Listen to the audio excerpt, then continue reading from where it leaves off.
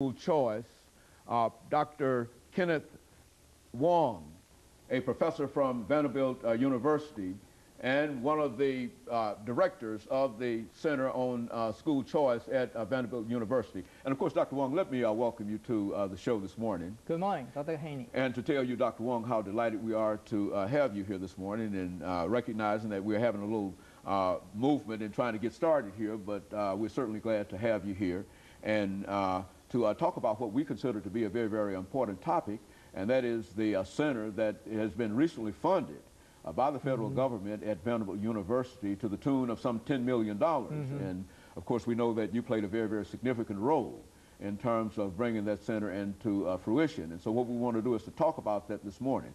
But Dr. Wong, before we start talking about the Center on School Choice, let's have you to give us some information about Dr. KWong, to talk about your background, your education, and some of the things that you felt are important in terms of bringing you to Vanderbilt University and eventually to deal with this Center on School Choice. Well, Dr. Haney, I'm very delighted to be here this morning to have the opportunity to have this conversation on educational reform in general. And then we'll definitely have an opportunity to talk about this new National Research Center on School Choice, Competition and Student Achievement at Vanderbilt University. My own background is that I was trained actually as a political scientist at the University of Chicago about 20 years ago.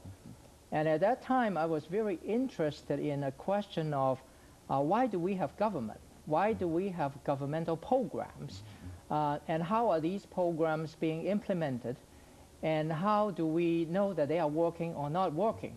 And so my own doctoral dissertation was actually looking at a very important educational federally funded policy that began in 1965 called the Title I of Elementary and Secondary Education Act.